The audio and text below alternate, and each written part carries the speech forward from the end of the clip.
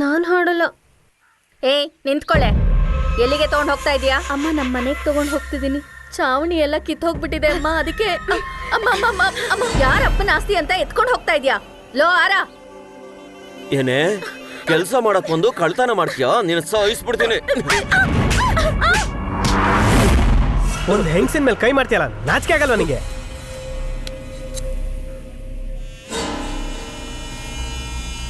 ನೀನು ಹೋಗಮ್ಮ. ನಮ್ ಸ್ವತ್ತನ್ನ ನಾವೇ ಜೋಪಾನ ಮಾಡ್ಬೇಕಪ್ಪ, ಇಲ್ಲಾಂದ್ರೆ ಕರಗಿಸ್ಬಿಡ್ತಾರೆ ಈ ಕೂಲಿ ಜನಗಳು.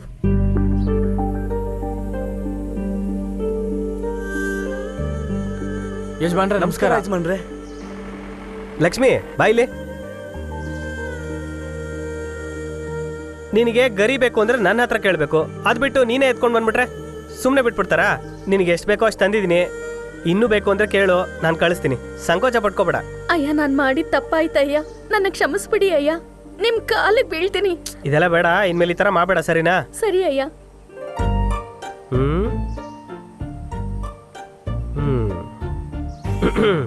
ಏನು ಮಾಸಾನಿ, ನಿನಗೇನಾರು ಬೇಕಾ? ಏನ್ ಬೇಕಾರೆ ಕೇಳು, ಏನ್ ಬೇಕಿದ್ರು ಕೇಳಮ್ಮ. ಅಂದ್ರೆ ನನ್ನ ಬೇಕಾದ್ರೂ ಕೇಳು ಅಂತ ಹೇಳ್ತಿದ್ದೀನಿ.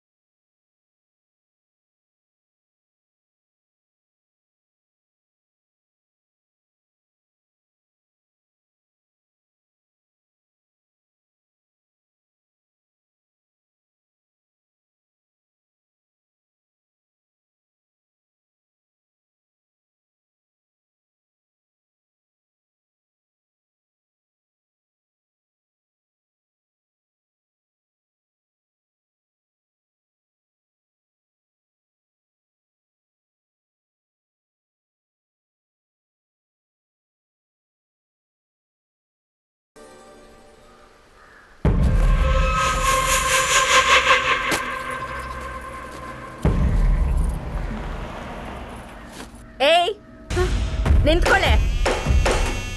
ಏನೇ, ಎಷ್ಟು ಧೈರ್ಯ ಇದ್ರೆ ನಮ್ಮನೆ ಶರ್ಟ್ನ ಕೈಯಲ್ಲಿ ಮುಡ್ತೀಯಾ? ಇಲ್ಲಮ್ಮ, ದಣಿಗಳ ಶರ್ಟು ಮಣ್ಣಲ್ಲಿ ಬಿದ್ದು ಹೋಗಿತ್ತು, ಅದ್ ಕೊಳೆ ಆಗ್ಬಾರ್ದು ಅಂತ. ಎರಡು ಒಂದೇ ಕಣೆ. ಮಣ್ಣಲ್ಲಿ ಬಿದ್ದು ಹಾಳಾಗಿದ್ರು ತೆಗೆದು ಒಕ್ಕೋಬೋದಿತ್ತು, ಆದ್ರೆ ಸಗಣಿ ಬಾಚೋ ನೀನ್ ಮುಟ್ಟಿರೋ ಶರ್ಟ್ನ ಚಂದನ ಹಚ್ಕೊಳ್ಳೋ ನಾನ್ ಹೇಗೆ ಮನೇಲಿ ಇಟ್ಕೊಳ್ಳಿ?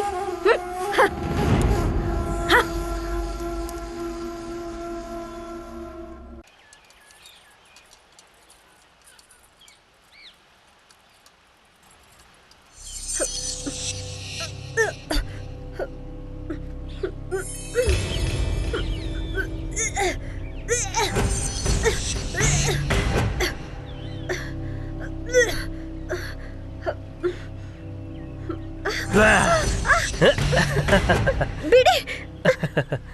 ಏನಾಯ್ತು? 3 ತಿಂಗಳು ಗರ್ಭಿಣಿಯಾಗಿದ್ದೀನಿ.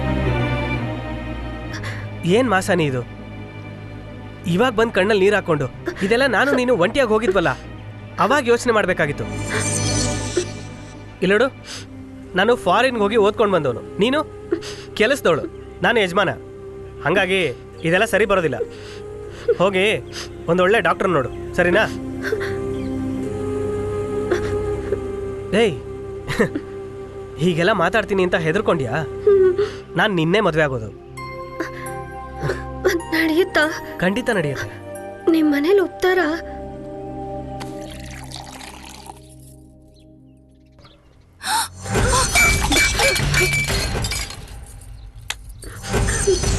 ರಾಜಿ, ಏನೇ ಶಬ್ದ? ಏನೋ ಇದು? ಬಾಗ್ಲ ಹತ್ರ ನಿಲ್ಲಿಸ್ಬೇಕಾದವಳನ್ನ ಮನೆ ಮಧ್ಯ ಕರ್ಕೊಂಡು ಬಂದಿದ್ಯಾ? ಏನೋ ನನ್ನ ತಮ್ಮನಿಗೆ ಮೋಡಿ ಮಾಡಿ ಬುಟ್ಟಿಗೆ ಹಾಕೊಂಡಿದ್ಯಾ? ಇಲ್ಲ ಅಣ್ಣ, ನಾನೇ ಇವಳು ಕೈ ಹಿಡಿದು ಕರ್ಕೊಂಡು ಬಂದಿರೋದು. ನಿಂಗೇನ್ ತಲೆ ಕೆಟ್ಟಿದ್ಯಾ? ಬಿಡೋ ಅವಳ ಕೈನ. ಇಲ್ಲ ಅಣ್ಣ. ಏನೇ ಹೇಳ್ತಿದ್ದಾನೆ? ಸ್ವಲ್ಪ ತಾಳ್ಮೆಯಿಂದ ಇರಿ. ಲೋ, ಇವಳು ಯಾರು ಗೊತ್ತೇನೋ? ನಮ್ಮನೇಲಿ ಚಾಕ್ರಿ ಮಾಡಿ ಉಳ್ದಿರೋ ಅಂತ ತಂಗ್ಳು ತಿನ್ನೋಳು. ಇದೆಲ್ಲ ನಮಗ್ ಸರಿ ಬರಲ್ಲ. ಮೊದ್ಲು ಅವಳ ಕೈ ಬಿಡು. ಅದಕ್ಕೆ ನಾನು ಇವಳನ್ನೇ ಮದುವೆ ಆಗೋದು. ಈಗ ಯಾಕೆ ಆ ನಿರ್ಧಾರ? ಅವಳ ಹೊಟ್ಟೆಲಿ ನನ್ನ ಮಗು ಬೆಳೀತಾ ಇದೆ. ನಿನಗ್ ಬುದ್ಧಿ ಇದೆಯೇನೋ? ತಾಯಿ ಇಲ್ದಿರೋ ಮಗ ಅಂತ ಪ್ರೀತಿ ತೋರ್ಸಿದ್ರೆ ಈಗ ನನಗೆ ಕೊಳ್ಳಿ ಇಡ್ತಾ ಇದೆಯಲ್ಲೋ? ಗಲಾಟೆ ಮಾಡ್ಬೇಡಿ, ಎಲ್ಲಾರ್ಗೂ ಗೊತ್ತಾಗತ್ತೆ. ಗೊತ್ತಾಗ್ಲಿ ಬಿಡು. ಇವನ್ ಮಾಡಿರೋ ಕೆಲ್ಸಕ್ಕೆ ಅಣ್ಣ, ಇನ್ಮೇಲೆ ನೀನ್ ನನ್ನ ತಮ್ಮನೇ ಅಲ್ಲ. ನನಗ್ ಮುಖ ತೋರ್ಸ್ಬೇಡ. ಹೋಗೋದಿ ಕೇಳು ಸರಿ, ಇವನ. ಸರಿ. ನಾನ್ ಮಾತಾಡ್ತೀನಿ, ನೀವ್ ಒಳಗ್ ಹೋಗಿ. ನೀವ್ ಒಳಗ್ ಹೋಗ್ರಿ. ನೀನ್ ಇವಳನ್ನ ಕರ್ಕೊಂಡ್ ಬಂದಿದ್ದು ಯಾರಾದ್ರೂ ನೋಡಿದ್ರ? ಇಲ್ಲ ಅದಕ್ಕೆ. ಸರಿ ಸರಿ, ಯಾರಾದ್ರೂ ನೋಡೋದಕ್ ಮುಂಚೆ ಇವಳನ್ನ ಬಿಟ್ಬಿಟ್ ಬಾ. ಅದಕ್ಕೆ ಇವಳು ತುಂಬಾ ಒಳ್ಳೆ ಹುಡುಗಿ. ಇವಳದೇನು ತಪ್ಪಿಲ್ಲ. ಗೊತ್ತು, ಯಾವುದಕ್ಕೂ ಆತರ ಪಡ್ಬಾರ್ದಲ್ವಾ? ಮಿಕ್ಕಿದ್ದೆಲ್ಲ ಆಮೇಲೆ ಮಾತಾಡೋಣ. ನಾನಿದ್ದೀನಿ. ಆರಾ, ಇವಳನ್ನ ಕರ್ಕೊಂಡು ಹೋಗಿ ಮನೇಲಿ ಬಿಟ್ಬಿಟ್ ಬಾ.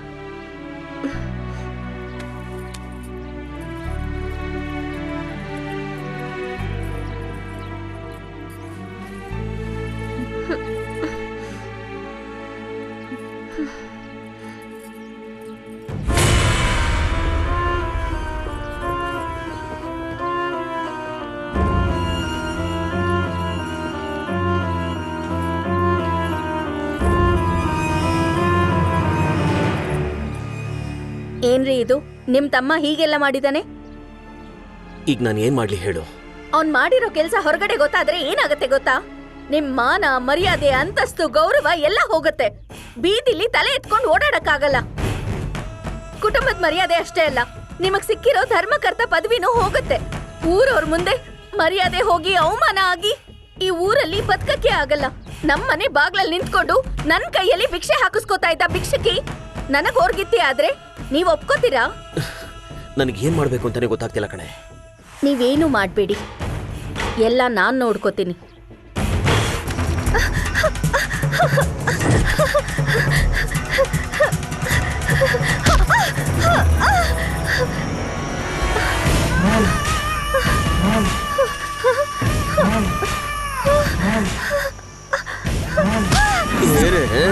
ಎಷ್ಟೇ ತಿಮ್ರು ನಿನಗೆ? ಕೂಲಿ ಮಾಡೋ ಬಿಕಾರಿ ನೀನು. ನಿನಗೆ ನಮ್ ಯಜಮಾನ್ರು ಬೇಕಾ? ಏಯ್ ನಿನ್ನ